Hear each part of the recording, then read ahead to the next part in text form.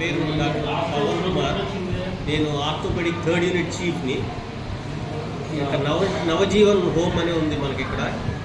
అది స్టూడెంట్స్ని, ఎవరైతే ఆర్ఫన్స్ ఉంటారో అందరూ అక్కడ ఉంటారు, వాళ్ళని తీసుకొచ్చి గవర్నమెంట్ హాస్పిటల్లో కాళ్ళకి చేతులకి దెబ్బలు తగిలినప్పుడు, ఏదైనా ఎముకలకు సంబంధించిన ప్రాబ్లం ఉన్నప్పుడు తీసుకొస్తారు వాళ్ళు ఇక్కడికి. వాళ్ళకి మేము ట్రీట్మెంట్ ఇస్తాం.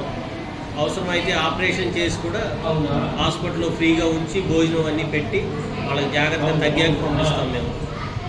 ఈ నవజీవన్ నుంచి వచ్చే సునీత, సంధ్యారాణి ఇద్దరు బాగా వర్క్ చేస్తారు. వాళ్ళేది ఎక్కువ పేషెంట్స్ తీసుకొచ్చేది పిల్లల్ని.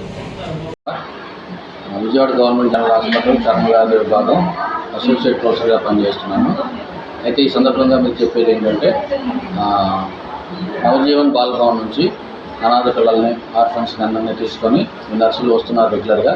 వాళ్ళకి సరైన ట్రీట్మెంట్, స్కేబీస్కి, ఫంగల్ ఇన్ఫెక్షన్కి ట్రీట్మెంట్ ఇచ్చి సలహాలు వాళ్ళకి కావాల్సిన కౌన్సిలింగ్ కూడా చేస్తూ ఉన్నాము.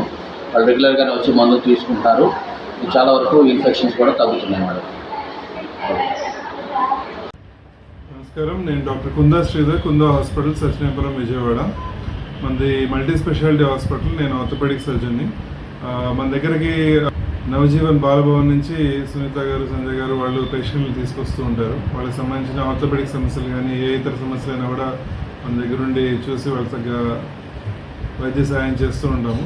రీసెంట్గా కొంతమంది పేషెంట్లకి సర్జరీలు కూడా చేయడం జరిగింది. డ్రెస్సింగ్లు కానీ సర్జరీలు కూడా చేయడం జరిగింది.